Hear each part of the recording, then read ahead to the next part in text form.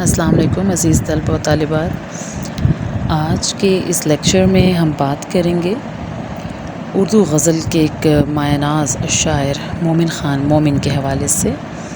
آج ہم مومن خان مومن کی غزل اثر اس کو ذرا نہیں ہوتا کے حوالے سے بات کریں گے۔ اردو غزل مومن خان مومن کی پہچان ہے، اور اگر اردو ادب سے غزل کے شعراء کی فہرست بناتے ہوئے مومن کا نام خارج کر دیا جائے تو بلا شبہ غزل کی دنیا میں خلا آ جائے گا۔ مومن رومانوی شاعری پر عبور رکھتے تھے۔ ان کا اس غزل کا پہلا شعر اثر اس کو ذرا نہیں ہوتا، رنج راحت فضا نہیں ہوتا، اس شعر میں وہ گلہ کرتے ہوئے نظر آتے ہیں کہ میری ہر ادا، ہر فریاد، ہر شکوہ بے اثر ہو چکا ہے۔ میں نے ہر کوشش اور ہر حربہ آزمایا کہ محبوب میری جانب مائل ہو جائے، مگر بے سود، کیونکہ میرا محبوب مجھے خاطر میں ہی نہیں لاتا۔ اب مجھے اس بات کا یقین ہونے لگا ہے کہ میرا غم کبھی بھی خوشی میں تبدیل نہیں ہو سکتا، کیونکہ محبوب مجھے اہمیت ہی نہیں دیتا۔ شاید محبوب کے نظر انداز کرنے کی ادا ہی میرے دکھ کا باعث ہے۔ مجھے اگر زندگی میں کبھی خوشی ملی تو محبوب کی وجہ سے ہی حاصل ہوگی۔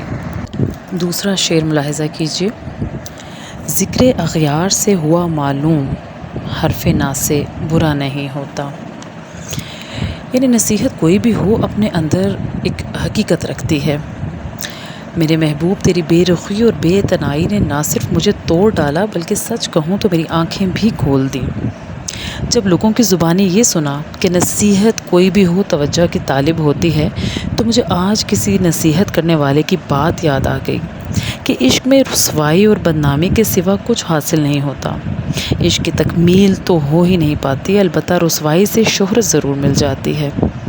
یعنی شاعر ہمیں یہ کہنا چاہتے ہیں کہ زبان خلق کو نکارہ خدا سمجھو، ہر بات کے پیچھے کوئی نہ کوئی حقیقت ضرور ہوتی ہے۔ تم ہمارے کسی طرح نہ ہوئے ورنہ دنیا میں کیا نہیں ہوتا۔ دنیا میں بہت کچھ ہوتا ہے سوائے اس کے کہ تمہیں مجھ سے محبت ہو جائے، بقول شاعر۔ اس شعر میں مومن محبوب سے گلہ کرتے ہوئے کہتے ہیں کہ روز و شب اس دنیا میں کیا کیا نہیں ہوتا، مگر جو میں چاہتا تھا وہ نہ ہو سکا۔ میں نے ہزار جتن کیے، بہت تگ و دو کی کہ تمہیں حاصل کر سکوں۔ تمہارے آگے آنکھیں بچھائیں، محبت کی بھیک مانگی، دن رات تمہیں پانے کی نہ صرف چاہ کی بلکہ ہر ممکن کوشش بھی کی، مگر تمہیں حاصل نہ کر سکے۔ شعر واضح انداز میں شاعر کے دکھ کی کیفیت کو ظاہر کرتا ہے۔ تم میرے پاس ہوتے ہو گویا جب کوئی دوسرا نہیں ہوتا۔ یعنی بقول شاعر میرا محبوب میری تنہائی کا ساتھی ہے۔ اگر اس شعر کی گہرائی میں جایا جائے تو یہ شعر عشق حقیقی اور عشق مجازی دونوں کے لیے تحریر کیا گیا ہے۔ عشق حقیقی میں دیکھیں تو بے شک جب ہم اللہ تعالیٰ کی عبادت کرتے ہیں، جب ہم اللہ تعالیٰ سے دعا کرتے ہیں تو اس کی عبادت کے وقت پوری دیوانگی سے ہم اپنے رب کے حضور سربسجود ہوتے ہیں۔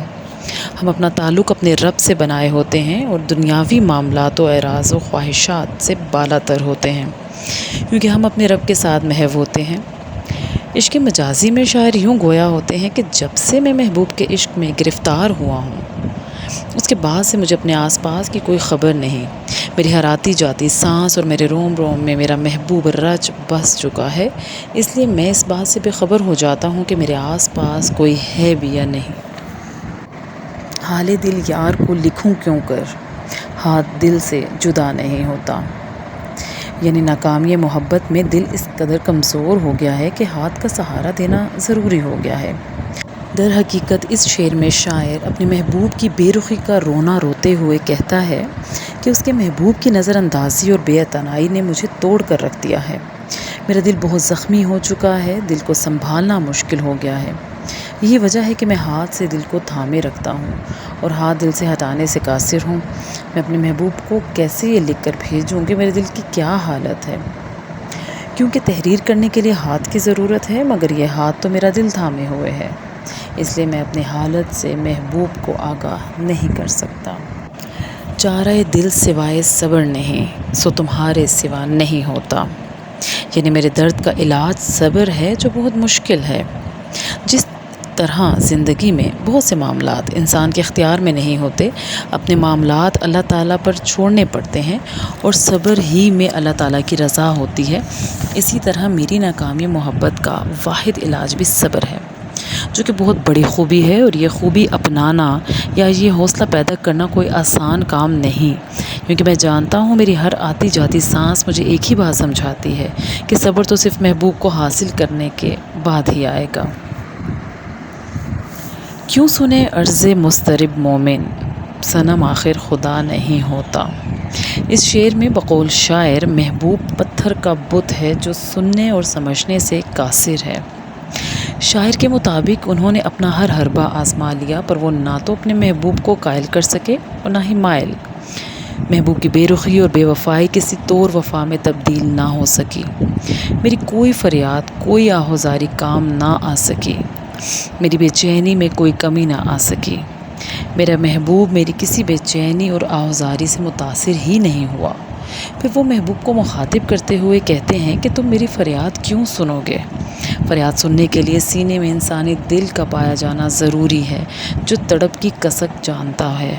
اے میرے محبوب، تم تو پتھر دل، پتھر کے بت کی طرح ہو، جس کو پوجا جاتا ہے مگر وہ مسائل حل نہیں کر سکتا۔ میں بھی تمہیں پتھر کا صنم جان کر پوچھتا ہوں۔